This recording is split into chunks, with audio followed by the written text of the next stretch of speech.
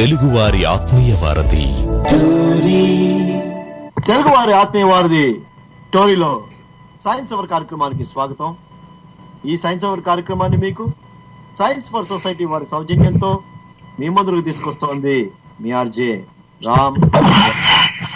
మనం ఈ వారం సైన్స్ అండ్ ఎన్లైటన్మెంట్ సిరీస్ లో భాగంగా, ధారావాహికలో భాగంగా empirical and non empirical requirements గురించి మాట్లాడుకోవడానికి మనతో పాటు ప్రముఖ మానవవాది, అలాగే సైన్స్ పాపులరైజర్ ఆయన శరత్ తేజ సోమిన గారు ఉన్నారు.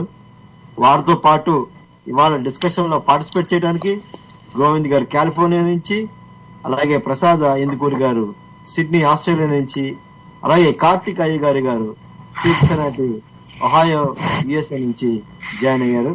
Sir, welcome to the show అండి. థ్యాంక్ యూ రామ్ గారు.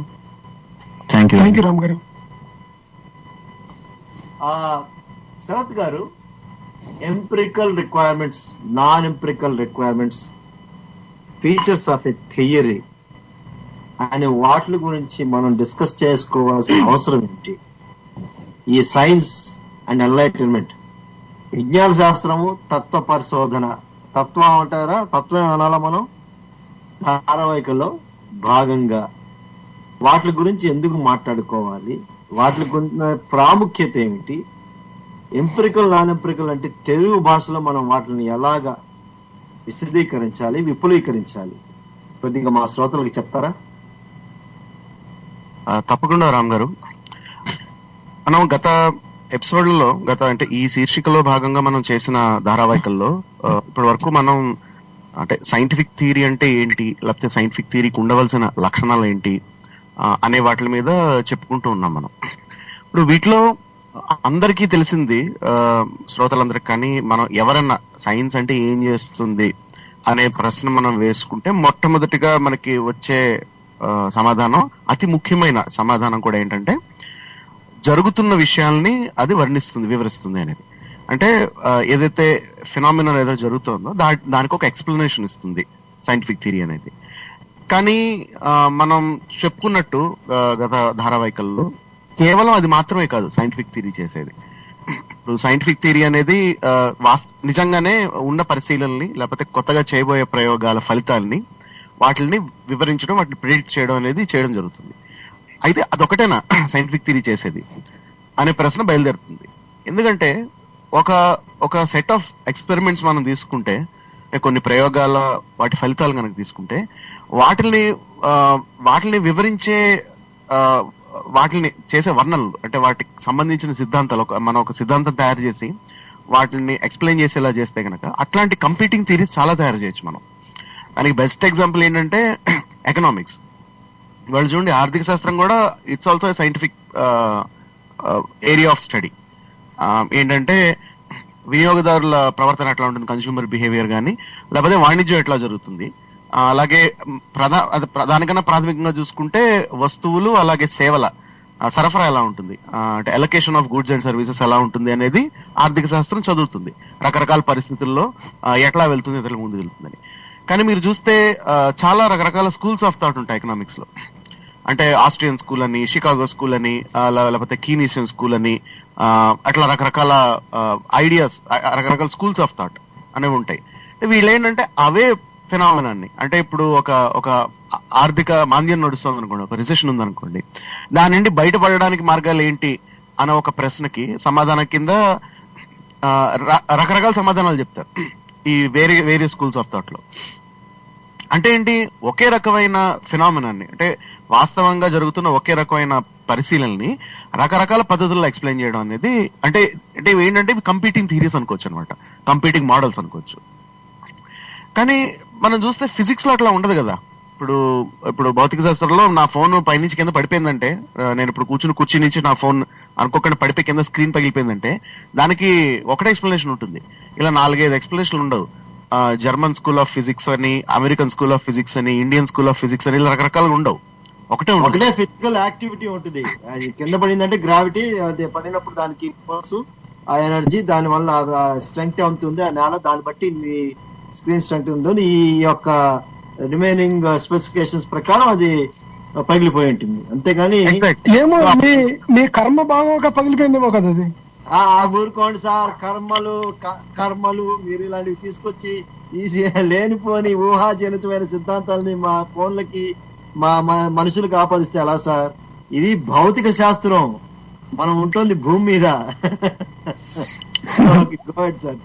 శరత్ గారు, కాబట్టి అంటే మీరు చూస్తే అంటే కానీ కానీ అంటే అంటే మన ఫిజిక్స్ లో ఒకటే సిద్ధాంతం ఉంటుంది సాధారణంగా. అంటే ఇవాళ రోజున ఇప్పుడు విశ్వావిర్భావం ఉందనుకోండి, కాస్మాలజీ ఉందనుకోండి, బిగ్ బ్యాంగ్ థియరీ మనకి విశ్వావిర్భావం గురించి, విశ్వం పరిణామం గురించి చెప్తూ ఉంటుంది. మరి దానికి కంపీటింగ్ థియరీలు లేవా? ఎకనామిక్స్ లో, ఆర్థిక శాస్త్రంలో 4-5 రకాల కంపీటింగ్ థియరీస్, కంపీటింగ్ మోడల్స్ ఉన్నట్టు ఫిజిక్స్ లో ఎందుకు లేవు? ఉన్నాయా? నిజంగా ఉన్నాయి వాస్తవానికి చూస్తే.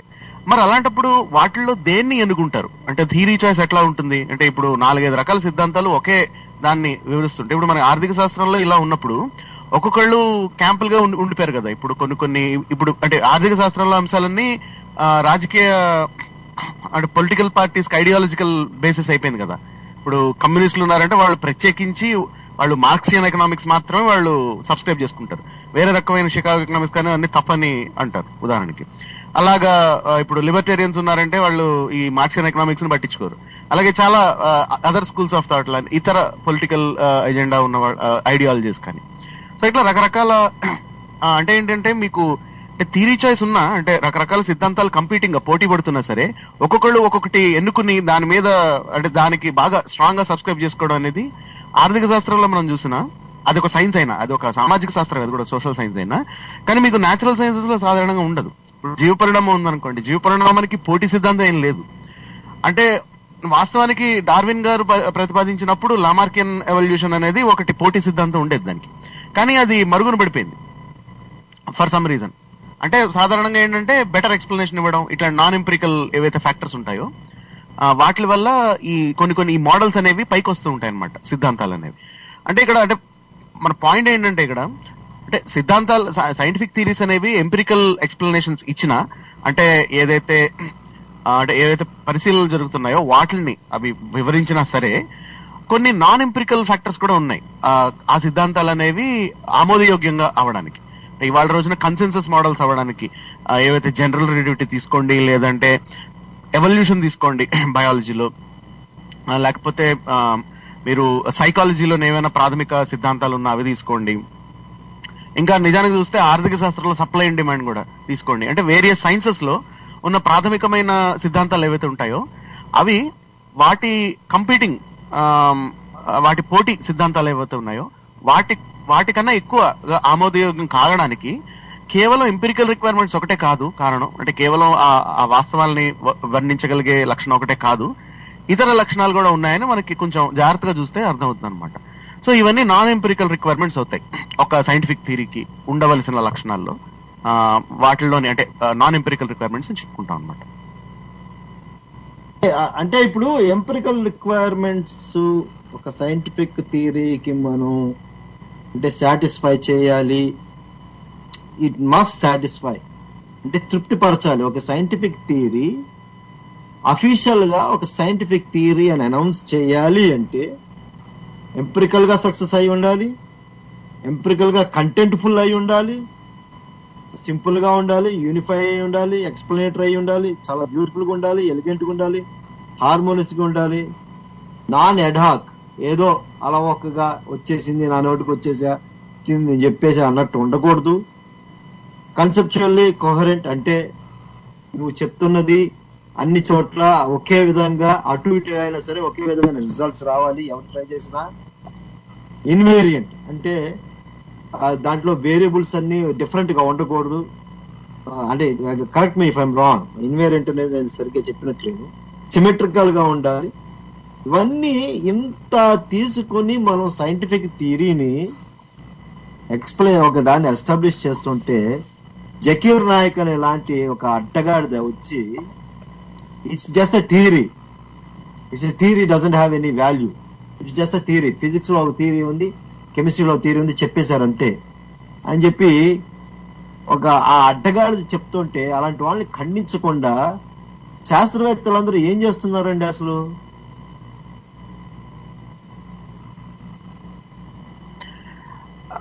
అంటే ఒకటండి, ఇప్పుడు అంటే ఇప్పుడు మనం చెప్పుకున్న లక్షణాలన్నీ ఈ సింప్లిసిటీ కానీ, యూనిఫికేషన్ కానీ, లేకపోతే ఎక్స్ప్లనేటరీ పవర్ కానీ, బ్యూటీ కానీ, ఎలిగెన్స్, హార్మనీ, ఈ యాడ్ హాక్ గా ఉండకూడదు, అలాగే పొంతంతో ఉండాలి, కొహరెంట్ గా ఉండాలి, కాన్సెప్చువల్ గా. ఇంకొక లక్షణం ఉందండి, రిపీటబిలిటీ ఉండాలి. అంటే రిపీటబిలిటీ అనేది ఎంపిరికల్ రిక్వైర్మెంట్స్ లో చెప్పింది. ఎవరు ట్రై చేసినా కొహరెంట్ గా ఉండాలి అంటే ఆల్మోస్ట్ ఇంచుమించుగా అదే రావాలి రిజల్ట్. కరెక్ట్. మీరు చేసినా, రాఖీ కార్తిక్ గారు చేసిన, ప్రసాద్ ఇందుకూరి గారు చేసిన, శరత్ తేజ గారు చేసిన, రామ్ గంగరాజ్ చేసిన, ఇంచుమించుగా అదే రిజల్ట్ రావాలి.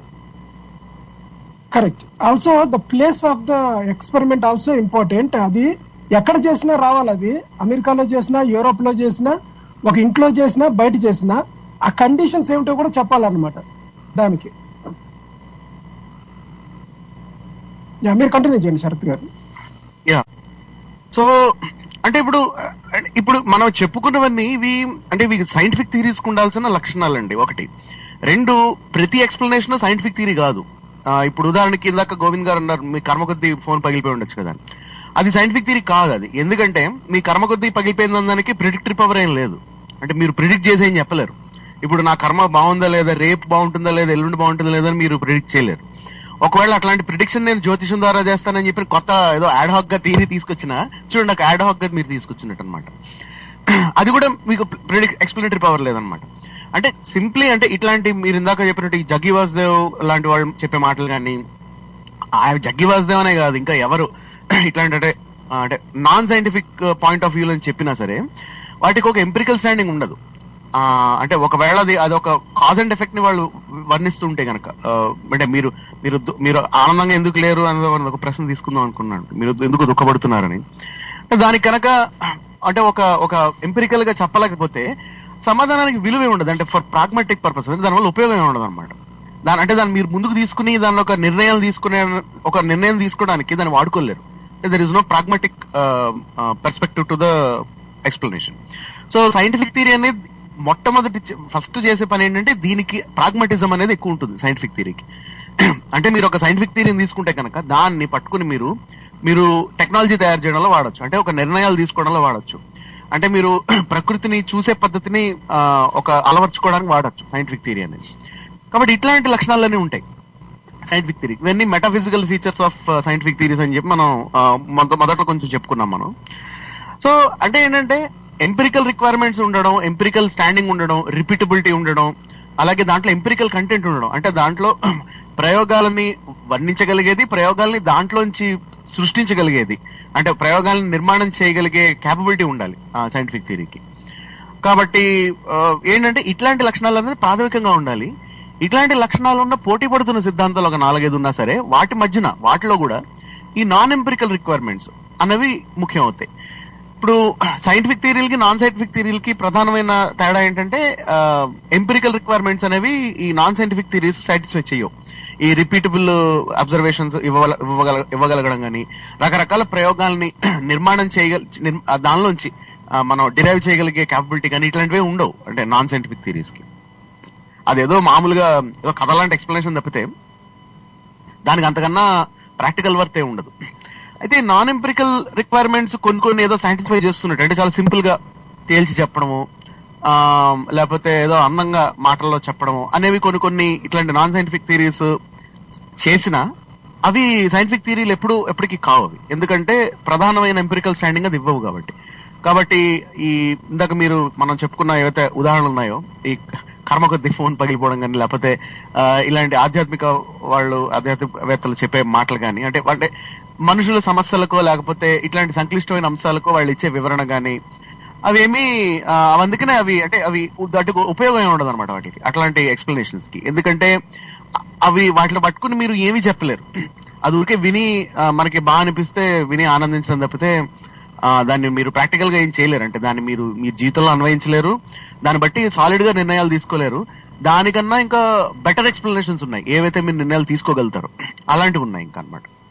సో అట్లాగా మనం చూసుకోవచ్చు. అంటే non empirical requirements, non empirical features అనేవి, ఇట్లాంటి లక్షణాలు అనేవి ఒక వర్ణనలో కానీ, ఒక వివరణలో కానీ, సైంటిఫిక్ థియరీలో కానీ ఇట్లాంటి ఉపయోగం ఉంటుందని మనం చెప్పుకోవచ్చు.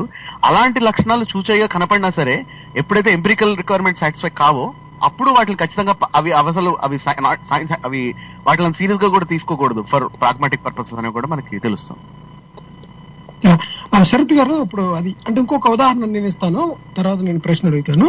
అంటే ఇప్పుడు ఎవరైనా సరే నేను ధ్యానం చేస్తున్నప్పుడు నాకు ఒక రకమైన అలౌకికమైన ఆనందాన్ని పొందుతాను అని ఎవరన్నా చెప్పారనుకోండి, it is not scientifically verifiable. అటువంటి థియరీ సైంటిఫిక్ థియరీ కాజాలదనమాట. ఎందుకంటే ఆ ఆనందం అనే దాన్ని మెజర్ చేయగలిగే క్యాపబిలిటీ గాని, ఆనందం అనే దాన్ని మనం సైంటిఫిక్ గా ఒక టూల్ పరంగా దాన్ని మెజరబుల్ చేసే డేటా గానీ ఏమీ లేదనమాట. It is just your feeling. దాన్ని మనం సైకలాజికల్ గా లేకపోతే బయలాజికల్ గా ఎక్స్ప్లెయిన్ చేయడం కుదురుతుందే తప్ప దాన్ని ఒక సైంటిఫిక్ థియరీగా ధ్యానం చేయడం ద్వారా నాకు ఎంతో ఆనందం పొందుతున్నాడు గనక దీంట్లో నిజం ఉంది కాదన్న వాళ్ళు మీరు చేయడం లేదు గనక మీకు తెలుస్తుందని కాదు. ఒకటి గనక చేయగలిగితే అందరికీ చేయగలగాలి. ఉదాహరణకి ప్రార్థనలు చేయడం ద్వారా ఏదైనా ఒక ప్రాబ్లం సాల్వ్ అయింది అనుకోండి, it is a scientific theory. ఎవరు ప్రే చేసినా సరే ఆ ప్రాబ్లం సాల్వ్ అవ్వాలన్నమాట. అంటే మెటీరియలిస్టిక్ ప్రాబ్లమ్స్ కాదు, అంటే గాల్లో వస్తువులు తేలడం లాంటిది కాకుండా మీకున్న మానసిక రుగ్మతలు ఏవైతే ఉంటాయో అవి మీరు ధ్యానం చేసుకొని పూర్తిగా పోయినట్లయితే, అది ఒక థియరీ కింద పట్టుకొచ్చినట్లయితే అది సైంటిఫిక్ థియరీ కాజాలదు. ఎందుకంటే మీకున్న రుగ్మత ఏంటో తెలియదు, దాన్ని మీరు డిఫైన్ చేయలేదు, కానీ ఏదో ఒక మాటల ద్వారా చెప్పడం అనేది అది ఒక ఆధ్యాత్మిక పరమైన ఒక రకమైన ఎక్స్ప్లెనేషన్ అవుతుందే తప్ప it cannot be a scientific theory. So yeah, I think that is my explanation అండి. గోవింద్ గారు, అంటే భూత వైద్యం కన్నా సైకియాట్రీ అందుకే బెటర్, ఎందుకంటే సైకియాట్రీ అందరికీ పనిచేస్తుంది. Correct, right right right. అదొకటి. ఇంకొక విషయం ఏంటంటే ఇటువంటి విషయాల్ని ఎవరికి వాళ్ళు నాకు ఏమంటారు దాని పేరు, నేనే పరిశీలనతో చేశాను, నాకు కలిగిన అనుభవం గనక అది నువ్వు కాదని ఎలా చెప్పగలుగుతావు అనే ఒక వాదన ఉందన్నమాట. అది యాక్చువల్ గా it is a wrong type of argument ఏం బేసిస్ లేదనమాట. ఎందుకంటే ఒక వ్యక్తికి జరిగిన ఆ పర్సనల్ ఓన్ ఎక్స్పీరియన్స్ ఏదైతే ఉందో ఆ ఎక్స్పీరియన్స్ అనే దాన్ని నీలోనే ఉంది కనుక there is no room to test it. ఇటువంటి టెస్ట్ చేయలేని దాన్ని which is cannot be verifiable. అందుకనే scientifically cannot be verifiable theories ఏవైతే ఉన్నాయో ఇవన్నీ కూడా మెటాఫిజిక్స్ లోకి లేకపోతే మనం అనుకున్న ఆది భౌతిక ఆధ్యాత్మిక అటువంటి వాటిలోకి వెళ్ళిపోతుంది అనమాట. ఇటువంటి వాటిని ఫిజికల్ గా ఉనికి లేదు గనకనే ఇటువంటి ఆధ్యాత్మిక లేకపోతే స్పిరిచువల్ లిటరేచర్ తీసుకొచ్చి అడ్రస్ చేయడానికి ట్రై చేస్తుంటారు అనమాట. So these are not scientific theories. Prasad గారు మీరు ఏదో చెప్తున్నారు. మరి ఒక కౌంటర్ ఆర్గ్యుమెంట్ రీసెంట్ గా విన్నానండి. దాని ప్రకారం ఏమంటారంటే, ఇప్పుడు సరే వ్యక్తిగతమైన అనుభూతుల్ని ఎక్స్పీరియన్సెస్ ని సైన్స్ సాక్ష్యం కింద లేకపోతే ఎవిడెన్స్ కింద తీసుకోవచ్చు అంటారు కదా. మరి సైన్స్ అంతవరకు ఇంకా ఎదగలేదంటారా? సైన్స్ మరి ఇప్పుడు మెదడులో కోపం ఎక్కడుందో, ప్రేమ ఎక్కడుందో, ఎవరి మీద ఎంత ప్రేమ ఉందో కొలబద్ద తయారు చేయలేని సైన్స్ ఇంకా ఎదగలేదు అన్నట్టుగా ఒక క్వశ్చన్ తీసుకొచ్చారు, ఒక ఆర్గ్యుమెంట్ అన్నమాట. సో మరి మీరు అన్ని కొలత కావాలి, కనపడాలి అంటారు కదా. మరి ఇప్పుడు మరి దీనికి సమాధానం ఏం చెప్తారు? ఒకటండి, అంటే ప్రతిదానికి కొలత కావాలంది ఇదొక మిస్కన్సెప్షన్ అనమాట. ఏంటంటే ఏదైనా సాక్ష్యం ఉంటేనే నమ్ముతాను, దేనికైనా సరే ప్రూఫ్ కావాలి అని హేతువాదులు ఎవరు మాట్లాడడం లేదు. మనం అడిగేది ఏంటంటే ఎక్కడైనా సరే సైంటిఫికల్ గా హ్యూమన్ ఎమోషన్స్ ని అది ఎక్కడో మన మెదడులో గాని, మన బ్రెయిన్ లో గాని, మన హార్ట్ లో గాని ఒకనొక ప్లేస్ లో కేంద్రీకృతమై ఉంది. ఫర్ ఎగ్జాంపుల్ ప్రేమ తీసుకుందాం. ప్రేమకి సింబల్ ఏంటంటే హార్ట్ అన్నమాట, అంటే గుండె గుర్తు. గుండెకి స్పందనలు ఉన్నాయి కదా అని చెప్పి ప్రేమ అనేది దాంట్లోనే ఉంటుంది అన్న విషయాన్ని, ఈ ఎమోషనల్ గా ఉన్న వాటిని, ఇదంతా కూడా ఫిలాసఫీలోకి వస్తుంది అనమాట. ఫిలాసఫీలోని మనం యాస్థెటిక్స్ ఏదైతే అంటామో మనం, అదేంటంటే సౌందర్యాన్ని నిర్వచించేదన్నమాట. ఈ సౌందర్యము, బ్యూటీ, ఒక ఫ్లవర్ లో ఉన్న అందం ఏదైతే ఉందో ఆ సౌందర్యాన్ని నిర్వచించడానికి కవితాత్మక రూపంగా చెప్పగలిగే కొన్ని పదాల యొక్క సమూహాన్ని అలంకార శాస్త్రంగాను అందంగా చెప్పాలన్నమాట. అలాగే ఎమోషన్స్ లో కూడా ప్రేమ గాని, కోపం గాని, అసూయ గాని, ద్వేషం గాని, ఇటువంటివన్నీ కూడా, ఇటువంటి అన్నిటికీ కూడా సైంటిఫిక్ గా కావాలంటే మీరు బయోలాజికల్ గా మీ బ్రెయిన్ లోని ఏ ఎంజైమ్స్ అయితే మన మీద పనిచేస్తున్నాయో, ఆక్సిటోసిన్ గాని లేకపోతే మనకి ఇంకా సెరిటోనిన్ గాని, వీటి వల్ల మనిషి ఎలాగా ప్రభావితం చెందుతాడని చెప్పొచ్చు అనమాట. అంటే scientifically up to some extents we can do it. Scientific గా నువ్వేమీ చేయలేదు కనుక నేనే రైట్, నీకు తెలియదు ఏదో ఉంది నా దగ్గర అని చెప్పడం తప్పు.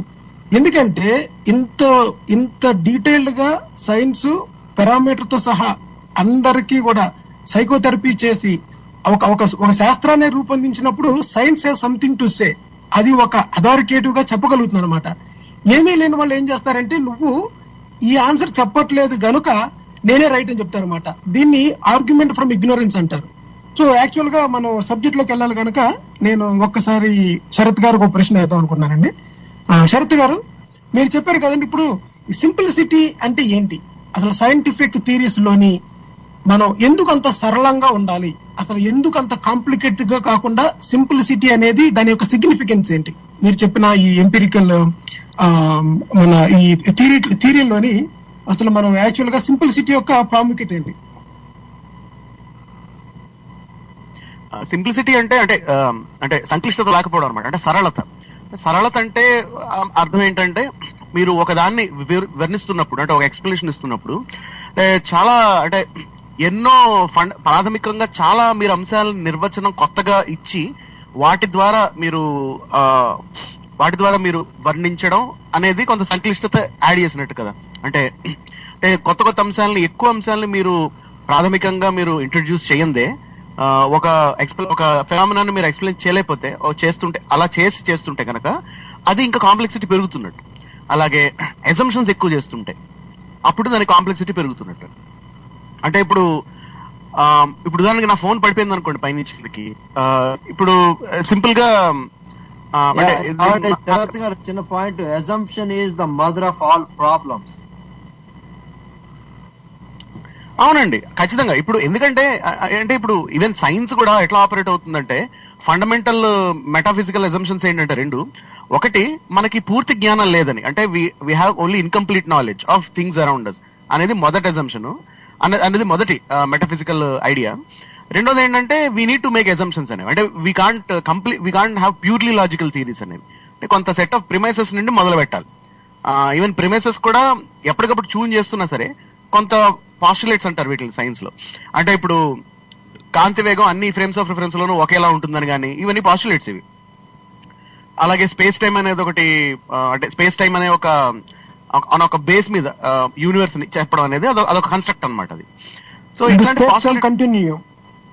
అవునండి. సో ఇప్పుడు స్పేస్ టైం కంటిన్యూమ్ అనేది అంటే ఇట్స్ కన్స్ట్రక్ట్ అంటే మీరు చూసుకుంటే, కానీ దానికి ఇంట్యూటివ్ ఎక్స్ప్లెనేషన్ ఉంటుంది, అంటే దానికి లాజికల్ ఎక్స్ప్లెనేషన్ కన్నా. అలాగే ఇప్పుడు న్యూటన్ గారు గురుత్వాకర్షణ సూత్రం కూడా, అంటే ఒక యాపిల్ చెట్టు నుండి పడడానికి కారణం, చంద్రుడు భూమి చుట్టూ తిరగడానికి కారణం, అలలు రావడానికి కారణం, ఇవన్నీ ఒకటే అని అనుకోవడం అనేది అది లాజికల్ కంక్లూజన్ కాదు అది ఆయనకి. అంటే ఆయన సిద్ధాంతాన్ని తీసుకొచ్చినప్పుడు అది ఒక ఇంట్యూటివ్ గా ఆయనకి స్ఫురించింది అనమాట. సో ఇట్లాంటి ఏదైతే ఉంటాయో అంటే ఇట్లాంటి ఇంట్యూటివ్ అండర్స్టాండింగ్స్ అవి. అలాగే రెండోది ఏంటంటే ఇన్కంప్లీట్ నాలెడ్జ్, అంటే మనకి జ్ఞానం అనేది సంపూర్ణంగా ఉండదు అనే ఈ రెండు ఈ సైన్స్ చేయడంలో చాలా మౌలికమైన విషయాలు. కాబట్టి ఎక్కడ సైన్స్ అనేది నాకు పూర్తిగా జ్ఞానం ఉందని చెప్పదు మొదటిది. రెండు, ఇది పూర్తిగా అంటే దీనికి అసంప్షన్స్ ఏం లేవని కూడా చెప్పదు. సో వేరియేషన్ ఎక్కడ వస్తుందంటే సైన్స్ కి నాన్ సైన్స్ కి, అంటే సైన్స్ కాని దానికి ఎట్లాంటి అసంప్షన్స్ చేస్తున్నాం, ఎట్లాంటి పాస్టులేట్స్ చేస్తున్నాం అన్న దాంట్లో చాలా వైరుధ్యం అనేది ఉంటుంది. ఇప్పుడు నా ఫోన్ కర్మ కొద్దీ పగిలిపోయింది అనడానికి గురుత్వాకర్షణ వల్ల పడింది, అంటే దాని ఎలాస్టిసిటీ తట్టుకోలేక ఆ మెటీరియల్ ఏదైతే ఉందో నా స్క్రీన్ మెటీరియల్, దాని మధ్యన ఎలాస్టిక్ ఫోర్సెస్ అనేవి గురుత్వాకర్షణ గ్రావిటీ వల్ల వచ్చే దాన్ని ఓవర్కమ్ చేయలేక సో అది వెళ్ళిపోయింది అనడానికి తేడా ఉంది. కర్మ కొద్దీ పగిలిపోయింది 3 పదాల్లో నేను చెప్పగలుగుతాను తెలుగులో. కానీ ఇప్పుడే నేను చెప్పాను చూడండి, గురుత్వాకర్షణ ఇచ్చిన ఏదైతే ఇంపాక్ట్ ఉందో దానిలో ఉన్న ఎలాస్టిక్ ఫోర్సెస్ అనేవి తట్టుకోలేక, దాని ఎలాస్టిక్ ఫోర్సెస్ అనేవి ఎలాస్టిసిటీ మెయింటైన్ చేయలేక అది బ్రేక్ అయిపోయింది అని చెప్పడం అనేది ఒక 2 సెంటెన్సులు చెప్పాల్సి వచ్చింది నేను ఈ రెండో ఎక్స్ప్లెనేషన్. కానీ మొదటిది సైంటిఫిక్ కాదు, రెండోది సైంటిఫిక్. అంటే రెండో దాంట్లో ఎక్కువ ప్రాథమికమైన ఎక్కువ అంశాలు నేను నిర్వచనానికి తీసుకొచ్చినా సరే, అంటే నేను గురుత్వాకర్షణ తీసుకొచ్చాను, ఎలాస్టిక్ ఫోర్సెస్ తీసుకొచ్చాను. ఆ ఎలాస్టిక్ ఫోర్సెస్ అనేవి నా ఫోన్ స్క్రీన్ మెటీరియల్ బట్టి ఆధారపడతాయని నేను చెప్పాను. అలాగే ఎలాస్టిక్ ఫోర్సెస్ కనుక ఓవర్కమ్ చేయలేకపోతే ఆ గ్రావిటీ నుంచి వచ్చిన ఇంపాక్ట్ ని అది పగిలిపోతుందని నేను చెప్పాను. సో 4 రకాల ప్రాథమికమైన అంశాలను నేను మిళితం చేసి చెప్పాను నేను. అంటే ఆల్మోస్ట్ లైక్ 4 థియరీస్ ని ఫిజిక్స్ లోని 4 రకరకాల సిద్ధాంతాలు. కానీ ఒకటి మొదటి చూడండి కర్మ కొద్ది పోయిందని చెప్పేసాను సింపుల్ గా. అయినా సరే ఈ రెండోదే సైంటిఫిక్ అని ఎందుకు అనుకోవడం అంటే సింప్లిసిటీ అన్నది కాదని అనిపించిన, అంటే అపారెంట్ గా ఇది సరళం కాదని అనిపించిన, కర్మ కొద్దీ పడిపోయింది అనేది ఇంకా సంక్లిష్టత ఎక్కువ, దానికి కాంప్లెక్సిటీ ఎక్కువ ఈ రెండో ఎక్స్ప్లెనేషన్ కన్నా. ఎందుకంటే it's because of the nature of assumptions being made. ఎందుకంటే ఇప్పుడు కర్మ కొద్దీ పడిపోయిందంటే నేను ఎట్లాంటి అజంప్షన్స్ చేస్తున్నాను, నేను ఎప్పుడెప్పుడో చేసిన పనిలో లేకపోతే నా గత జన్మలో చేసిన పనిలో మీరు నమ్మే కర్మ అనే దానికి మీరు ఇచ్చే నిర్వచనం బట్టి, లేకపోతే నేను ఇదివరకు చేసిన పనిలో, లేకపోతే నాలో ఉన్న విలువలో నేను మంచివాడిని అవ్వచ్చు చెడ్డవాడిని అవ్వచ్చు, ఇట్లాంటి వాల్యూ జడ్జిమెంట్ వల్ల జరిగిందని నేను చెప్తున్నట్టు.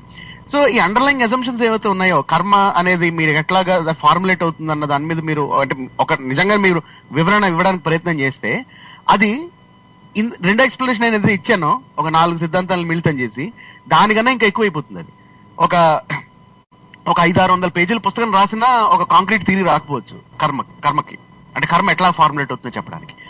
కాబట్టి ఫండమెంటల్ గా డిఫరెన్స్ ఎలా ఉందన్నది గుర్తించడం ముఖ్యం, సింప్లిసిటీ ఉందా లేదా అని చెప్పడం విషయంలో.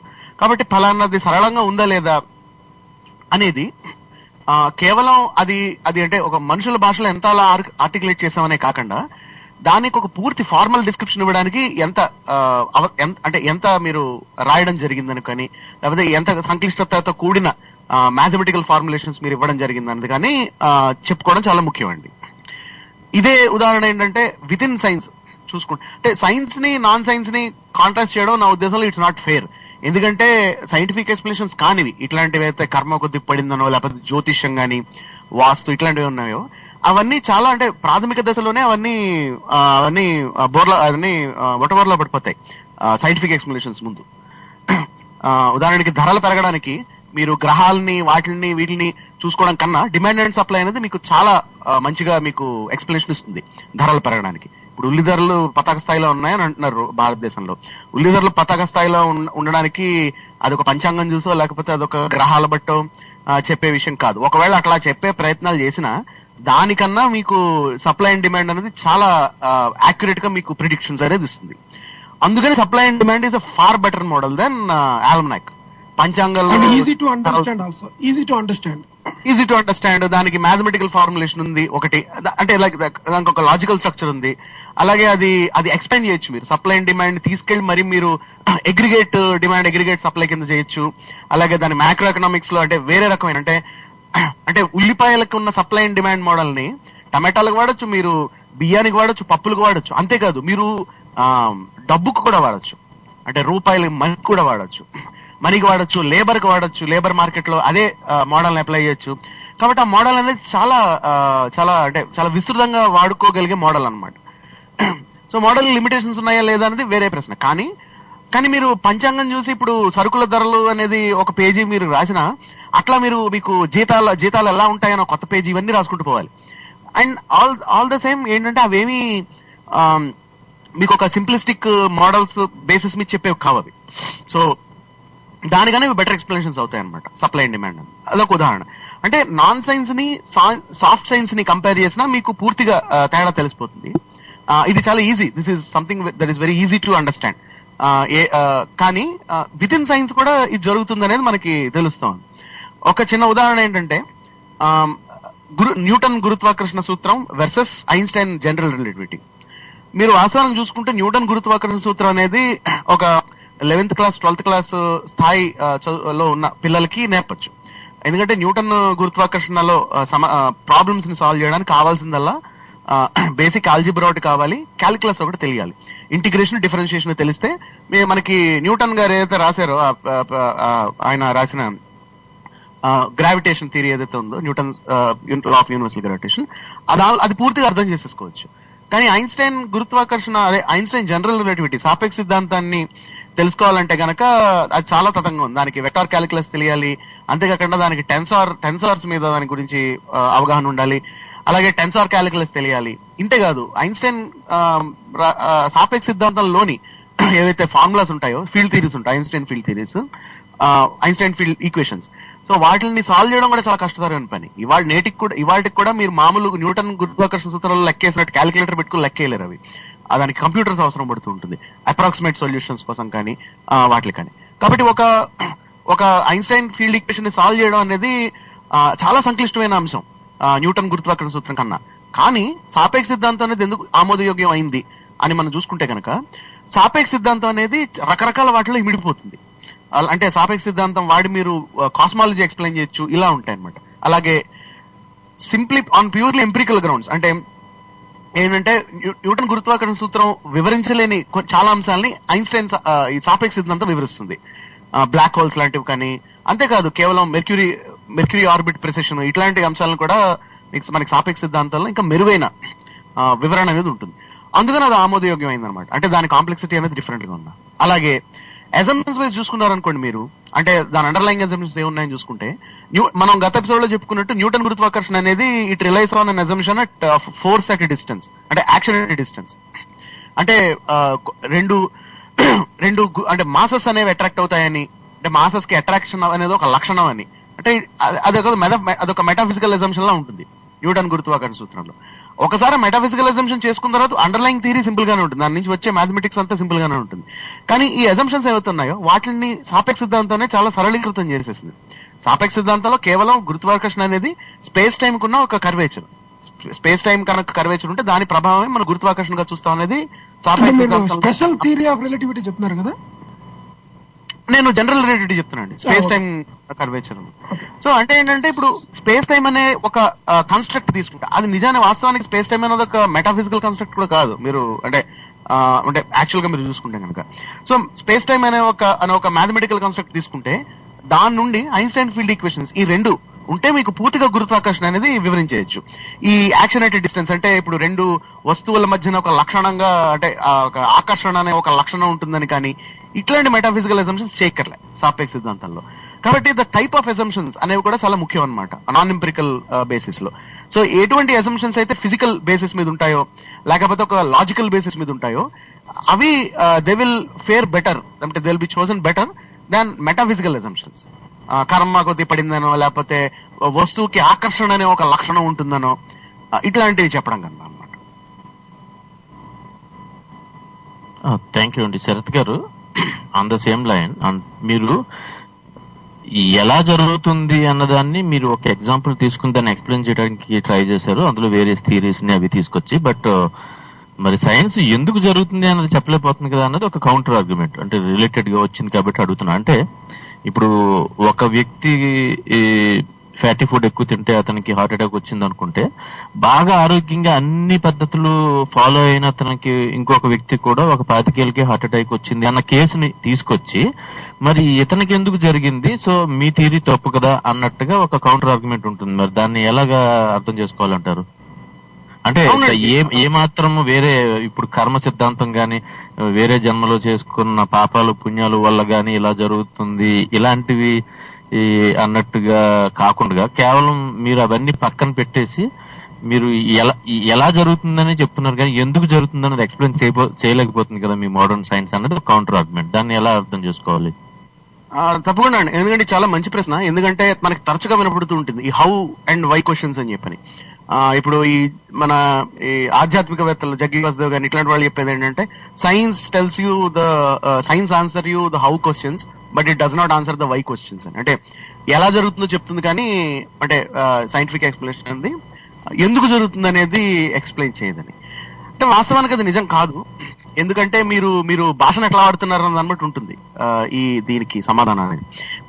ఇప్పటి వరకు మనం ఒక ఎగ్జాంపుల్ చెప్పింది ఏంటంటే, నా ఫోన్ ఎందుకు పగిలిపోయింది అన్న దానికే నేను ఎక్స్ప్లెనేషన్ ఇచ్చాను. మనం చెప్పుకున్నాం కదా, ఫోన్ ఎలా పగిలిపోయింది అన్నది కాదు, అక్కడ ఎందుకు పగిలిపోయిందని కూడా అదే ప్రశ్న వేయచ్చు మనం. సో ఇక్కడ ఏంటంటే ఎందుకు పగిలింది, సో నా ఫోన్ ఎందుకు పగిలిందంటే నా ఫోనే పడింది కాబట్టి పగిలింది అనుకో. అంటే ఇనిషియల్ కండిషన్స్ నా ఫోన్ కి సాటిస్ఫై అయ్యాయి కదా, సో మీ ఫోన్ కి అవే ఇనిషియల్ కండిషన్ సాటిస్ఫై అయితే మీ ఫోన్ కూడా పగులుతుంది. అదే రిపీట్ వీళ్ళు తెచ్చే ఆర్గ్యుమెంట్ లో అంటే విషయం వచ్చింది కాబట్టి. అంటే ఫోన్ కాకుండా పర్సన్ చెప్పండి, ఈ రామానుజన్ కూడా చెప్తారు అనమాట. ఇప్పుడు చెప్పండి, ఎగ్జాంపుల్ తీసుకోండి.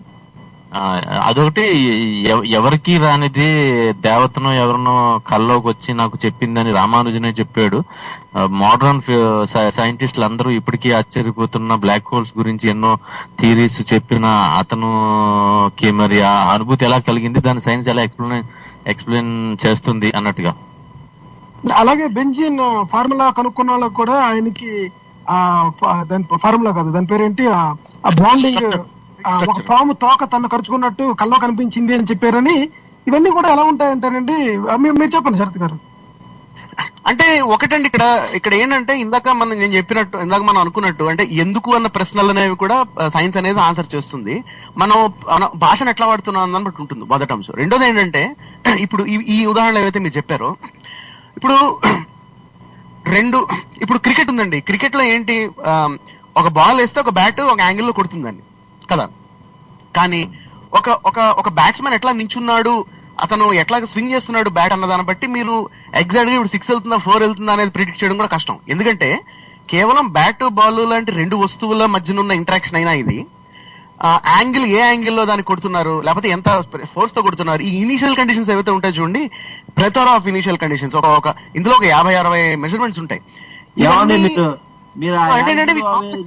మీరు గ్రౌండ్ బయటకు వెళ్తుందా కూడా మర్చిపోయారు మీరు. ఎగ్జాక్ట్లీ. సో ఇప్పుడు ఎందుకంటే ఇప్పుడు చూసేవాళ్ళు కూడా అదే కదా. ఇప్పుడు సచిన్ టెండూల్కర్ ఇక్కడ ఉన్నాడంటే ఆ బాల్ అవుట్ అవుతాడో లేకపోతే 6 కొడతాడో లేకపోతే సింగిల్ తీస్తాడో తెలియదు మరి. అందుకే కదా ఉత్కంఠ, అందుకే నరాలు కోసుకుపోయే నరాలు తెగే ఉత్కంఠ రాస్తుంటాం కదా మనం. అందుకే స్పోర్ట్స్ అనేవి అంత పాపులర్ గా ఉంటాయి, ఎందుకంటే మనం ప్రిడిక్ట్ చేయలేం ఈజీగా. అలా అనమాట. సో ఇప్పుడు నేను ఇవాళ ఫిక్స్డ్ డిపాజిట్ చేశాను అనుకోండి, ఒక 10 లక్షల రూపాయలు, అందులో పెద్ద ఎక్సైట్మెంట్ ఏమి ఉండదు, ఎందుకంటే 5 ఏళ్లకి ఇంత ఇంట్రెస్ట్ వస్తుందో నాకు తెలుసు కాబట్టి. కానీ ఇప్పుడు సరదాగా ఇప్పుడు డైలీ బేసిస్ మీద ఏదో ఉందని స్టాక్ మార్కెట్ లో నేను పెడుతున్నాను అనుకోండి, నాకు ఒక రకమైన ఎక్సైట్మెంట్ ఉంటుంది. ఎక్సైట్మెంట్ అని కదా, ఒక రకమైన టెన్షన్ కూడా ఉంటుంది. ఎందుకంటే స్టాక్ మార్కెట్, క్రికెట్ ఇవన్నీ గ్యాంబ్లింగ్ అయిపోయింది. బెట్టింగ్ బంగారు రాజులు తెగ డబ్బులు చేసుకుంటుంది క్రికెట్ లోనే. ఆ ఉత్కంఠ మీదే ఉత్కంఠ ఒకటి. ఇంకా దానికన్నా ప్రాథమికం ఏంటంటే ఇవి చాలా సంక్లిష్టమైన వ్యవస్థలు అన్నమాట, కాంప్లెక్స్ సిస్టమ్స్. అంటే నేను క్రికెట్ అనేది ఊరికి ఎగ్జాంపుల్ ఇచ్చాను, ఎందుకంటే కేవలం ఒక బ్యాట్ ఒక బాల్ రెండు వస్తువులు మాత్రమే ఇన్వాల్వ్ అయి ఉన్నా it is it self is a very complicated system. అలాంటిది మీరు ఒక మనిషికున్న ఏవైనా కోట్ల కణాలు, లేకపోతే ఈ డిఎన్ఏ కోడ్, జెనెటిక్ కోడ్ ఏదైతే నిర్దేశిస్తుందో, అంటే ప్రాథమికంగా ఉన్న జెనెటిక్ వాళ్ళకున్న లక్షణాలు అనేవి, అంటే లక్షణాలు అనకూడదు, ఆ జెనెటిక్ వాళ్ళకి ఏదైతే జీన్స్ ఉన్నాయో ఆ జీన్స్ అమరిక కానీ, వాటి పనితీరు కానీ, ఆ బయోకెమిస్ట్రీ కానీ ఒక మనిషి యొక్క ఆరోగ్యాన్ని నిర్దేశిస్తుంది. అలాగే ఒక మనిషిలో ఉన్న ఏవైతే వైటల్ ఆర్గన్స్ ఉన్నాయో దానికి సంబంధించిన జీవరసాయన క్రియలు నిర్దేశిస్తుందని ఎప్పుడైతే ఉందో, it's a very complex system. ఇంకోటి ఏంటంటే వాళ్ళకున్న ప్రీ కండిషన్స్ మనకి తెలియదు. ఎగ్జాక్ట్లీ. ఇందాక మనం చెప్పుకున్నట్టు ఇనిషియల్ కండిషన్స్ ఎంత మెజర్ చేస్తున్నాం దాన్ని బట్టి కూడా ఉంటుంది ఖచ్చితంగా. ఇప్పుడు సీమింగ్లీ సింపుల్ విషయాలు కూడా they can be very much complicated when you dig in to the details. ఒకటి.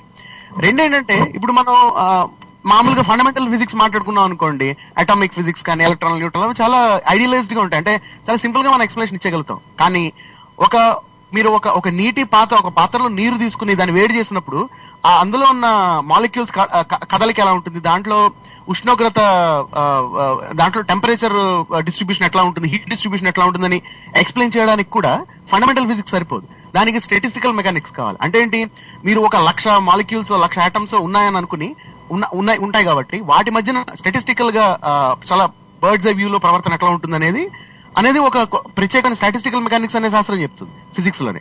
కాబట్టి ఏంటంటే మీకు కాంప్లెక్సిటీ పెరుగుతున్న కొద్దీ, అలాగే మీరు ఫిజిక్స్ నుంచి చూస్తే కెమిస్ట్రీ దానికన్నా కొంచెం ఎక్కువ స్థాయి, అంటే like it's a higher level abstraction అనుకోవచ్చు అనమాట. అలాగే దానిపైన బయాలజీ, అలాగే సైకాలజీ. ఇప్పుడు నేను విచిత్రమైన ఉదాహరణ ఇస్తా. ఇప్పుడు మనకి బ్రెయిన్ లో న్యూరాన్లు మధ్యన, న్యూరాన్లతో నిండి ఉంటుంది కదా, తయారై ఉంటుంది కదా మన మెదడు అనేది, మానవ మెదడు అనేది. సో న్యూరాన్ల మధ్యన ఇంటరాక్షన్స్ అన్ని పూర్తిగా విద్యుత్ అయస్కాంత ఇంటరాక్షన్స్, అవన్నీ ఎలక్ట్రోమాగ్నెటిక్ ఇంటరాక్షన్స్.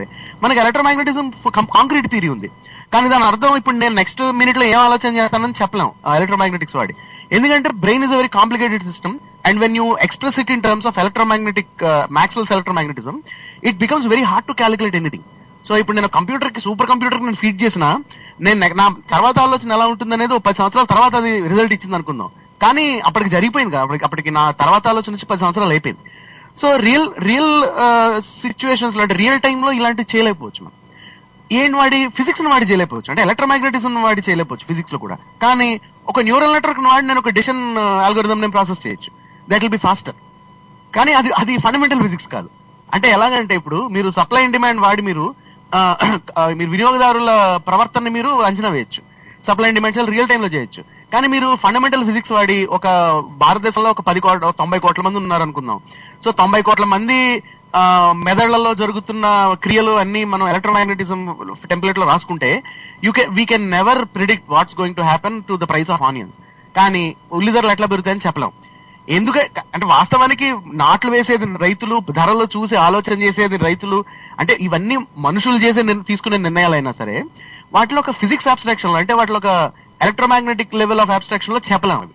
కానీ ఒక సప్లై అండ్ డిమాండ్ అబ్స్ట్రాక్షన్ లో చెప్పగలుగుతాం అనమాట. కాబట్టి ఏంటి, సిద్ధాంతాలు అనేవి రకరకాల స్థాయిల్లో ఉంటాయి. సో ఇప్పుడు ఫ్యాటీ ఫుడ్స్ కి హార్ట్ డిసీజెస్ కి, కొలెస్ట్రాల్ కి హార్ట్ డిసీజెస్ కి, లేకపోతే ఒబిసిటీకి డయాబెటీస్ కి మధ్య ఉన్న సంబంధాలు అనేవి అవి మీకు ఆ మెడికల్ ఏదైతే సైన్సెస్ ఉన్నాయో ఆ లెవెల్ ఆఫ్ అబ్స్ట్రాక్షన్స్ లో చెప్పడం జరుగుతుంది. కాబట్టి ఆ లెవెల్ ఆఫ్ అబ్స్ట్రాక్షన్ చేసినప్పుడు ఆ థియరీ అనేది చాలా సంక్లిష్టంగా ఉండొచ్చు ఇంటర్నల్ గా, ఎందుకంటే దానిలో రకరకాల ఫ్యాక్టర్స్ కాంట్రిబ్యూషన్ ఉంటాయి. కాబట్టి ఇప్పుడు మీరు సరే సంక్లిష్టత ఉంటుంది. కాబట్టి ప్రసాద్ గారు చెప్పిన దానికి ఏంటంటే అది సంక్లిష్టమైన అంశాన్ని మనం జస్ట్ బికాస్ అది సింపుల్ గా చేయకూడదు. అంటే చేయడం అనేది అది అవాస్తవికమైన దృక్పథం అవుతుంది. కాబట్టి ఇప్పుడు నాకు ఫ్యాటీ ఫుడ్స్ ఉన్నా సరే, అంటే ఇప్పుడు ఉదాహరణకి నేను ఓవర్ వెయిట్ ఉండి నాకు అయినా డయాబెటీస్ రావడం నాకు సమస్యగా తయారై నాకు డయాబెటీస్ రాకూడదు నేను భయపడుతున్నా. మీరు పొద్దున్న తేనె నిమ్మరసం వేసుకుని తాగితే మీకు రాదు అని ఒక సింపుల్ దానికి ఒక చిట్కా చెప్పడం అనేది అవాస్తవికం అవుతుంది. ఎందుకంటే నా వెయిట్ కి, నా ఫ్యామిలీ హిస్టరీకి, నా జెనెటిక్స్ కి, నా జన్యువులకి డయాబెటీస్ కి మధ్య ఉన్న సంబంధం అనేది అది చాలా సంక్లిష్టమైన సంబంధం. దాంట్లో ఏవైతే నిజమైన అసోసియేషన్స్, అంటే పనికొచ్చే అసోసియేషన్స్ ఏవైతే ఎస్టాబ్లిష్ అయి ఉన్నాయో మెడికల్ సైన్స్ నుండి, అవి తీసుకోవడమే నాకు ఉపయోగకరంగా ఉంటుంది. అంతేకాని చిట్కాలు అనేవి అంత దానివల్ల ఫలితాలు రావని తెలుసుకోవాలన్నమాట. ప్రసాద్ గారికి ఒక పాయింట్ ఉందంట, ఒకసారి గో హెడ్ సార్. అదేనండి, ఎంపిరికల్ రిక్వైర్మెంట్స్ లో ఈ 3వ పాయింట్ కింద మనం ఎక్స్ప్లెనేటరీగా ఉండాలంటాం కదా, సో దాని గురించి వివరిస్తారా? తప్పకుండా ప్రసాద్ గారు. సో ఎక్స్ప్లెనేటరీ పవర్ అంటే ఏంటంటే ఇక్కడ అంటే కేవలం ఫలితాలని, అంటే ఒక ఫినామినాన్ ఎక్స్ప్లెయిన్ చేయడమే కాకుండా ఎంత డీటెయిల్ లో ఎక్స్ప్లెయిన్ చేస్తున్నాం అన్నదన్నమాట ముఖ్యమవుతుంటుంది. కాబట్టి ఇప్పుడు ఎట్లా అంటే ఇందాక నేను చెప్పినట్టు ఇప్పుడు స్టాటిస్టికల్ మెకానిక్స్ ఉందండి. అంటే ఏంటంటే ఒక కొన్ని వేల లేకపోతే కొన్ని లక్షల కణాలు లేకపోతే కొన్ని లక్షల పార్టికల్స్ ఏవైతే ఉండొచ్చో అవన్నీ ఇంటరాక్ట్ అవుతున్నప్పుడు వాటి మధ్యన ఎనర్జీ డిస్ట్రిబ్యూషన్ కానీ ఇలాంటి భౌతికమైన లక్షణాలన్నీ ఎట్లా ఉంటాయి అనేది స్టాటిస్టికల్ మెకానిక్స్ మనకి ఒక స్థాయిలో ఎక్స్ప్లెనేషన్ ఇస్తుంది. కానీ మనకి individual atom wise, individual particle wise explanation కావాలంటే మాత్రం మనం we have to go two theory that is at much lower level of abstraction, fundamental physics వైపు వెళ్ళాల్సి వస్తుంటుంది. కానీ మీకు ఫండమెంటల్ ఫిజిక్స్ అనేది స్టాటిస్టికల్ సెన్స్ లో ఎక్స్ప్లెనేషన్స్ ఇస్తుంది. అంటే దీన్నే మనం స్టాటిస్టికల్ స్థాయికి కూడా మనం ఎక్స్పాండ్ చేయొచ్చు. కానీ అది సంక్లిష్టత పెరుగుతుంది అనమాట. కానీ but still there is explanatory power in this. కాబట్టి అందుకని ఇది మోర్ ఫండమెంటల్ అవుతుంది. అంటే ఇప్పుడు క్వాంటమ్ మెకానిక్స్ ఎందుకు ప్రాథమికం, స్టాటిస్టికల్ మెకానిక్స్ లేకపోతే న్యూటోనియన్ మెకానిక్స్ ప్రాథమికం ఎందుకు కాదు అని మనం ప్రశ్న వేసుకుంటే, ఎక్స్ప్లెనేషన్ అనేది మీకు క్వాంటమ్ మెకానిక్స్ లో ఎక్కువ ఉంటుంది. ఎక్స్ప్లెనేషన్ ఎక్కువ అంటే దాని అర్థం ఏంటంటే చాలా ప్రాథమిక స్థాయిలోనూ ఎక్స్ప్లెనేషన్ ఉంటుంది. అంతేకాకుండా దాన్ని అగ్రిగేట్ చేసినప్పుడు కూడా it is theoretically possible to aggregate and then it is theoretically possible to derive classical mechanics from quantum mechanics అన్నమాట. రిచర్డ్ ఫెయిన్మన్ గారు అది చేసి చూపించారు, యాక్షన్ ప్రిన్సిపల్ వాడు. సో దాన్నే ఫెయిన్మన్ పాత్ ఇంటిగ్రల్ ఫార్ములేషన్ అంటారు దాన్ని, అంటే ఈ చేసిన పద్ధతిని.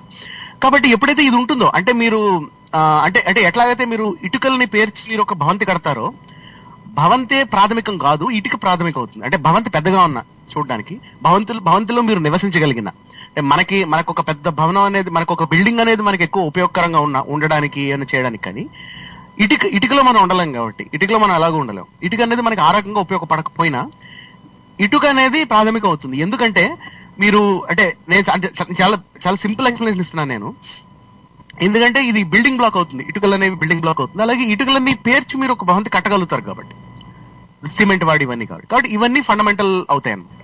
సో ఎక్స్ప్లెనేటరీ పవర్ అనేది మనం అట్లా అంటే non empirical point of view నుంచి అట్లా మనం దాన్ని అర్థం చేసుకోవచ్చు. అంటే ఎంతవరకు అది దాన్ని ఎంతవరకు స్కేల్ అవుతుంది, అంటే రకరకాల ఎక్స్ప్లెనేషన్స్ ఇవ్వడానికి ఎంతవరకు ఉపయోగపడుతుంది అనేది ఒక నాన్ ఎంపిరికల్ ఫ్యాక్టర్ అవుతుంది ఒక థియరీని డిసైడ్ చేయడానికి. థ్యాంక్ యూ అండి. రాకీ గారికి ఒక పాయింట్ ఉందంటండి. గోడ్ సార్, రాకీ గారికి. శరత్ గారు, నేను రాకీ కార్తిక్ అండి. నాకు ఒక క్వశ్చన్ ఉందండి. ఇప్పుడు మీరు చెప్పిందంతా నాకు అర్థమైంది, ఎందుకంటే నేను మీ షోస్ అన్ని ఎవ్రీ వీక్ ఫాలో అవుతున్నాను. నేను సైన్స్ ని అప్డేట్స్ అంతా ఫాలో అవుతున్నాను కాబట్టి నాకు అర్థమవుతుంది.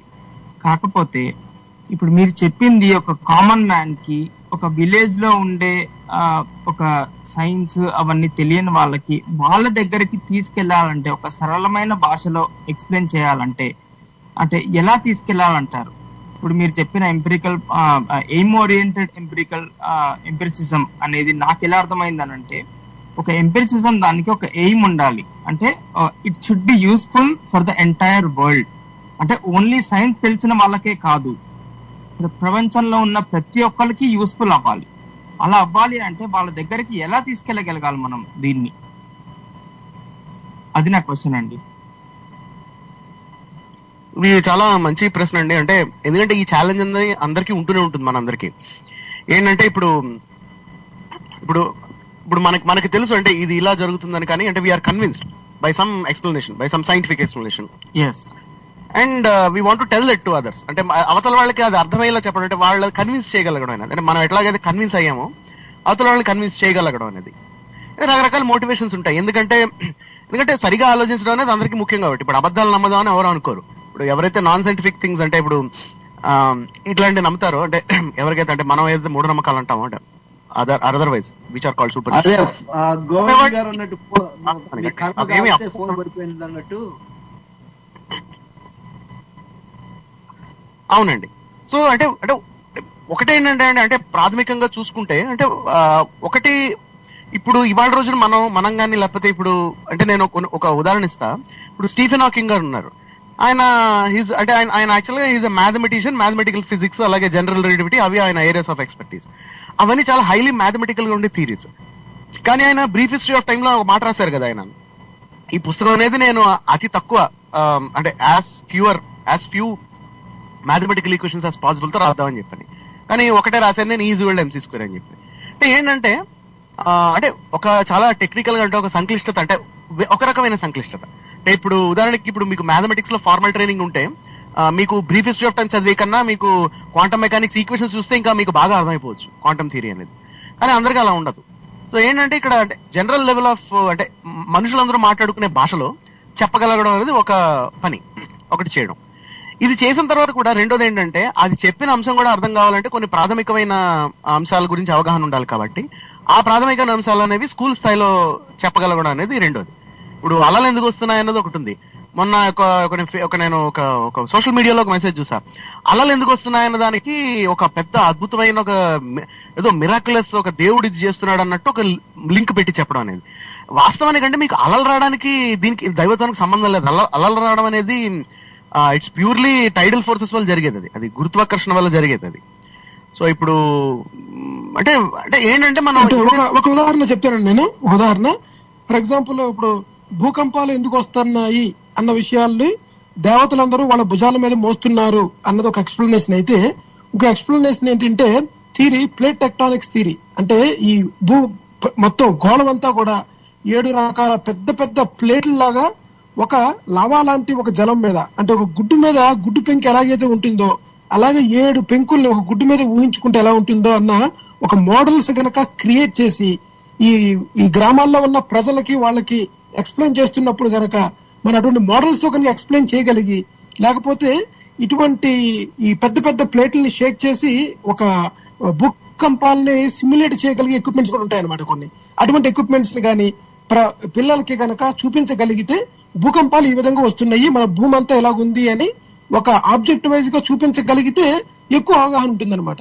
లేకపోతే మనం ఎంతసేపు కూడా దేవతలు వాళ్ళ భుజాల పెట్టి మీద మోస్తున్నారు, ఒకళ్ళ భుజం నుంచి ఇంకో భుజం మీదకి మారడం వల్ల మనకు భూకంపాలు వస్తున్నాయి అన్ని కొన్ని ప్రవచనాల ద్వారా కూడా కొంతమంది చెప్పడానికి ప్రయత్నిస్తూ ఉంటారు అన్నమాట. సో సైన్స్ ఎక్కడ చెప్తారో అక్కడికి చేరడం ద్వారానే ఈ సైన్స్ పాపులరైజర్స్ చేసే ఒకనొక గొప్ప విషయము, అంటే ఒకనొక సామాజిక సేవ ఏంటంటే ఈ సైన్స్ అంటే మన విజ్ఞాన శాస్త్రాన్ని క్లిష్టమైన పదాల్లో చదువుకొని అర్థం చేసుకొని సరళమైన భాషలోని ప్రజలకు చెరువుగా తీసుకెళ్లే వాళ్ళు కూడా కావాలన్నమాట. తప్పకుండా అండి, అది ఒకటి. అంటే అవగాహన తీసుకురావడం ఒకటి. రెండోది ఏంటంటే ఈ నమ్మకం తీసుకురావడం ఒకటి. అంటే అవగాహన ఉన్నంత మాత్రాన దాని మీద కన్విన్సింగ్ అబిలిటీ ఉండకపోవచ్చు, దాని మీద బిలీఫ్ ఉండకపోవచ్చు. సో ఈ నమ్మకం తీసుకురావడానికి ఏంటంటే దాని ఉపయోగం చూపించగలగాలి. అంటే ఇప్పుడు వర్షాలు ఉన్నాయి, ఇప్పుడు వర్షాలు ఎప్పుడు పడతాయి ఎప్పుడు పడవు, వర్షాలు ఎలా ఉండబోతున్నాయి అనేది ఇవాళ రోజున మనకి ఉపగ్రహాల ద్వారా శాటిలైట్ నుండి మీకు సేకరించిన సమాచారం ద్వారా వెదర్ ఫోర్కాస్టింగ్ చేసి చెప్పడం జరుగుతుంది. అంటే ఇప్పుడు ఈ నది ప్రవాహం అనేది ఈ సంవత్సరంలో ఈ ప్రాంతాల్లో ఇలా ఉండబోతోంది అలా ఉండబోతోంది అనేది ఇస్రో వాళ్ళ శాటిలైట్స్ మనకి చెప్తాయి. సో దాన్ని బట్టి ఏంటంటే మీరు ఎట్లాంటి విత్తనాలు నాటాలి, ఏ టైంలో విత్తనాలు నాటాలి, ఎట్లాంటి పంటలు నాటాలి, పంటలు పండిస్తే మెరుగు అన్న ఒక నిర్ణయాలు ఏవైతే ఉంటాయి చూడండి, ప్రాక్టికల్ డిసిషన్స్, అవనేవి దానివల్ల ఉపయోగపడతాయి. అది ఊరికేదో జస్ట్ ఫర్ సరదాగా పెట్టగలుగుతాం టెక్నికల్ క్యాపబిలిటీస్ చూపించుకోవడానికి పెట్టినవి కావు అవి ఏంటంటే అల్టిమేట్ గా ఫార్మర్స్ కి వాళ్ళ డెసిషన్స్ కి ఉపయోగపడడానికి పెట్టినవి. అంటే ఇప్పుడు వ్యవసాయ ఆధారిత కళాశాలలు ఉంటాయి చూసారా, మన రైతులకి అవగాహన కలిగించడానికి ఆఫీసర్స్ అందరూ వెళ్ళి చూపిస్తుంటారు చూసారా, పురుగులు ఎప్పుడు వస్తాయి, ఎందుకు వస్తాయి, ఈ విషయాలన్నీ చెప్పవలసింది కూడా వాళ్ళ బాధ్యత కూడా ఉందన్నమాట. అవును. సో మీరు ఎప్పుడైతే ఒక మోడర్న్ టెక్నాలజీని లేకపోతే మోడర్న్ సైన్స్ ని మీరు నిర్ణయాలు తీసుకునే రకంగా మీరు దాన్ని మలిచి ఆ నిర్ణయాల్లో ఫలితాలు చూపించగలుగుతారు ఎవరికైతే ప్రజలకి, అప్పుడు ఖచ్చితంగా వాళ్ళకి దాని మీద నమ్మకం ఉంటుంది. ఇప్పుడు ఎందుకంటే బెస్ట్ ఎగ్జాంపుల్ వైద్యమే. ఇప్పుడు ఇవాళ రోజున పెద్ద ఏదో చాలా భయంకరమైన ఏదైనా రోగం వస్తే పాస్టర్ల దగ్గరికి పరిగెట్టే వాళ్ళు తక్కువ ఉంటారు, యజ్ఞాలు చేయడానికి పరిగెట్టే వాళ్ళు తక్కువ ఉంటారు, ముందు హాస్పిటల్కి వెళ్తారు. అక్కడికి వెళ్ళిన తర్వాత మిగతా చేస్తారు, కానీ హాస్పిటల్కి అయితే వెళ్తారు. అంటే ఏంటి, నాకు రోగం వస్తే లేకపోతే నాకు ఒక భయంకరమైన నాకు జబ్బు పడితే గనక నాకు ఉన్న వాటిల్లో ఇవాళ రోజు ఉన్న వాటిల్లో వైద్యాన్ని చేయించుకోవడం అంటే ఒక హాస్పిటల్కి వెళ్ళి మామూలు యాక్చువల్ సైంటిఫిక్ మెడిసిన్ వెళ్ళి చేయించుకుంటేనే నాకు ఫలితాలు ఇమీడియట్ గా వస్తే సత్వరంగా వస్తాయి బాగా వస్తాయి అన్న ఒక ఇంట్యూటివ్ అండర్స్టాండింగ్ అయితే ఉంది. అంటే దాంట్లో మరి కొంతమంది గోవింద్ గారు పావ మంత్రాలు తేవ మంత్రాలు తేలు మంత్రాల తర్వాత కానీ ఒక చిన్న చివరి డిస్కషన్ పాయింట్ మన ప్రోగ్రామ్ చివరికి వచ్చేసింది. శరత్ గారు, ఇప్పుడు ఈ ఎంప్రిసిజం గానీ ఎంపిరికల్ రిక్వైర్మెంట్స్ కానీ ఇవన్నీ వీటిలన్నిటిలో మనం అంటే బ్యూటిఫికేషన్ గురించి పక్కన పెడితే అసలు యూనిఫికేషన్ ఎందుకు ఉండాలి, యూనిఫికేషన్ యొక్క అవసరం ఏంటి? అంతే, unification is the one that is going to establish all the non-empirical requirements for theories, that the implications will not take place properly, or it confirms that the empirical requirements will always work for the theory. ఏది correct ఇక్కడ? ఎందుకు అంటే ఏ విధంగా unification ఉండాలంటారు? ఇది చాలా మంచి అంశం అండి. ఎందుకంటే మనం చెప్తుంటాం కదా, ఎప్పుడు మనం సాధారణంగా థియరిటికల్ ఫిజిక్స్ గురించి చెప్పుకుంటా యూనిఫికేషన్స్ గురించి చెప్పుకుంటూ ఉంటాం. అంటే రెండు థియరీల్ని ఫలానా థియరీ కలిపిందని, ఉదాహరణకి ఇప్పుడు ఫెయిన్మెన్ గారు క్వాంటమ్ ఎలక్ట్రోడైనమిక్స్ అనేది ఎలక్ట్రోమాగ్నెటిక్స్ ని అంటే క్లాసికల్ ఎలక్ట్రోమాగ్నెటిజం ని అలాగే రిలేటివిటీని కలిపిందని ఇలా చెప్పుకుంటూ ఉంటాం. అలాగే స్టీఫెన్ హాకింగ్ గారి ఎం థియరీ కూడా మర్చిపోయారు మీరు. అంటే అది ఆయనది కాదు, కానీ స్ట్రింగ్ థియరీ ఏదైతే ఎం థియరీ ఉందో అది థియరీ ఆఫ్ ఎవ్రీథింగ్ అని చెప్తుంటాం. అని వాస్తవానికి అది యూనిఫికేషన్ థియరీ కాదు, అది ఇట్స్ సెపరేట్ థియరీ ఆల్ట్ కదా. కానీ ఇప్పుడు సో ఇంకొకటి ఏంటంటే, ఇప్పుడు ఇంకో బెస్ట్ ఎగ్జాంపుల్ ఏంటంటే మన ఈ స్టీవెన్ వెయిన్బర్గ్ గారు అలాగే అబ్దుల్ సలాం గారు వీళ్ళు ఏదైతే గ్లాషో గారు ఎవరైతే వాళ్ళు తీసుకొచ్చారో ఆ ఎలక్ట్రోవీక్ ఇంటరాక్షన్ థియరీ ఉందో అది యూనిఫైడ్ థియరీ. అది కూడా ఈ క్వాంటమ్ ఎలక్ట్రోడైనమిక్స్ ని ఇంకా వీక్ ఇంటరాక్షన్ ని కలిపిన యూనిఫికేషన్ థియరీ. ఇలా రకరకాల యూనిఫికేషన్ చేస్తూ ఉంటాం. ఈ యూనిఫికేషన్స్ అనేవి ఏంటంటే అది నాట్ రియల్లీ అంటే ఏదో ఎంపిరికల్ అండర్స్టాండింగ్ అంటే ఎంపిరికల్ గా మోటివేషన్ కాదు అది. ఆ యూనిఫికేషన్ చేయడానికి ఏంటంటే ఒకే ఫ్రేమ్ వర్క్ లో అన్ని ఎక్స్ప్లెయిన్ చేయగలిగితే బాగుంటుంది కైండ్ ఆఫ్ ఒక నాన్ ఎంపిరికల్ ఫ్యాక్టర్ యూనిఫికేషన్ అనేది. కానీ యూనిఫికేషన్ వల్ల ఉపయోగాలు ఉంటాయి బోల్డ్. అంటే ఎట్లా అంటే మీరు వాస్తవానికి చూస్తే ఎప్పుడైతే మనకి అంటే యూనిఫికేషన్ అంటే అర్థం ఏంటంటేనండి, ఇప్పుడు రకరకాల ఏవైతే మనం చూస్తుంటాం ఒక 100 విషయాలు జరిగాయి అనుకుందాం, 100 రకాల ఫెనామినా మనం అబ్జర్వ్ చేసాం, వాటికి 100 రకాల ఎక్స్ప్లెనేషన్ ఇచ్చామనుకుందాం. పోనీ 100 కాదు, పోనీ ఒక 20 రకాల ఎక్స్ప్లెనేషన్ ఇచ్చాం. అంటే 5 లైక్ 5 ఫినామినాస్ కి ఒకటే చెప్పున, ఫినామినాకి ఒకటి చెప్పున ఒక ఎక్స్ప్లెనేషన్స్ ఉన్నాయనుకుందాం. వీటిలన్నింటినీ కనుక మీరు ఒకే ఫ్రేమ్వర్క్ లో మీరు చెప్పగలిగితే, అంటే ఒక యూనిఫైడ్ మోడల్ తీసుకురాగలిగితే, you can explain 100 phenomena with that, and not only those, you can explain more phenomena than that. ఎందుకంటే ఇట్లాంటివి చాలా జరుగుతుంటాయి కాబట్టి. సో ఇట్లాంటి ఒక ప్రాక్టికల్ విషయం ఉందన్నమాట యూనిఫికేషన్ లో, ప్రాక్టికల్ ఉపయోగం ఉంది యూనిఫికేషన్ వల్ల. ఒకటి ఏంటంటే, యూనిఫికేషన్ అనేది మన చరిత్రలో ఎప్పుడు చేసినా సరే, చరిత్ర చూసుకుంటే, సైన్స్, హిస్టరీ ఆఫ్ సైన్స్ చూసుకుంటే, యూనిఫికేషన్ ఎప్పుడు చేసినా సరే దానివల్ల కొత్త పంతాలు తొక్కింది, అంటే జ్ఞానం అనేది. ఉదాహరణకి న్యూటన్ ఆయన ఏం చేశారంటే, ఆయన గెలీలియో గారి సిద్ధాంతాలను, అలాగే కెప్లర్ గారి ప్లానటరీ లాస్ ని, అంటే గెలీలియో గారు ఏదైతే ఇక్కడ భూమి మీద ఎట్లయితే వస్తువులు అటు ఇటు కదులుతాయి కానీ, అలాగే కెప్లర్ గారు చేసిన ఏదైతే ప్లానటరీ, అంటే గ్రహాలు ఎట్లా కదులుతాయి అని, ఈ రెండింటిని ఆయన అనుసంధానం చేశారు. ఆ రెండు యూనిఫికేషన్ చేశారు. సో న్యూటోనియన్ గ్రావిటీ కానీ, లేకపోతే న్యూటోనియన్ థియరీ అనేది అదే. It's like Galileo and Kepler, unification of Galileo's and Kepler's laws. అలాగే న్యూటన్ థియరీని, విద్యుతయస్కాంతని స్పెషల్ రిలేటివిటీలో ఐన్స్టైన్ గారు యూనిఫై చేశారు. అలాగే న్యూటన్ థియరీని, స్పెషల్ రిలేటివిటీని, అంటే ఇందులో గ్రావిటీ ప్రత్యేకంగా, దాన్ని జనరల్ రిలేటివిటీలో అనుసంధానం చేయడం జరిగింది. సో యూనిఫికేషన్స్ ఎప్పుడు జరిగినా సరే అది అంటే అదేంటంటే మనకి ప్రకృతి మీద ఉన్న అవగాహనని చాలా వేరొక స్థాయికి తీసుకెళ్ళిపోవడం అనేది మనం చారిత్రకంగా మనం గమనిస్తున్నాం. అందుకని యూనిఫికేషన్ అండి శరత్ గారు, ఇక్కడ యూనిఫికేషన్ వల్ల మనం సింగులారిటీకి వెళ్ళడానికి అవకాశం ఉంటుంది అనమాట. సింగులారిటీ దగ్గరికి వెళ్ళినప్పుడు everything started from A one single point అన్న దగ్గరికి వెళ్ళడానికి అవకాశం ఉంటుంది కనుక ఇవన్నిటికి మూలం ఒకటే అని చెప్పడానికి ముఖ్యంగా అది one of the major goal of scientists. Continue అండి. ఓకే శరత్ గారు, మనం చివరికి వచ్చేసాం. మీదేమైనా ఫైనల్ పాయింట్ ఉందా శరత్ గారు? అంటే ఒకటి ఏంటంటే, అంటే ఈ ఎపిసోడ్ టేక్ అవే ఏంటంటే, ఒకటి ఏంటంటే అంటే సైంటిఫిక్ థియరీస్ లో ఎంపిరికల్ స్టాండింగ్ అనేది చాలా ఇంపార్టెంట్. అంటే అవి జరుగుతున్న విషయాల్ని వివరించగలగడం, చాలా మంచి డిగ్రీ ఆఫ్ యాక్యురసీలో చేయగలగడం అనేది చాలా ముఖ్యం. దానికి తోడు కొన్ని నాన్ ఎంపిరికల్ రిక్వైర్మెంట్స్ కూడా ఉంటాయి.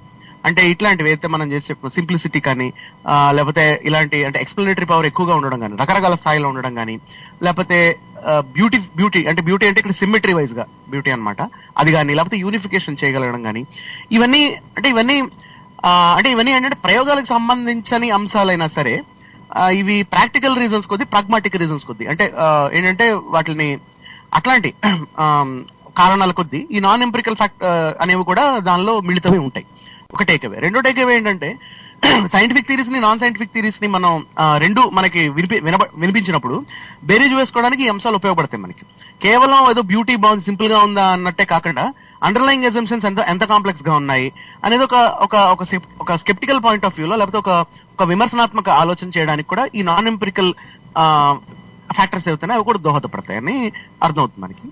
సో ఈ రెండు మెయిన్ టేక్అవేస్ అండి. మనం ఇవాళ చెప్పుకున్న ఉదాహరణలని కూడా వీటి చుట్టూ, ఈ రెండు ప్రాథమిక అంశాల చుట్టూ ఉన్నవే అని మనకు తెలుస్తాం. థ్యాంక్ యూ శరత్ గారు.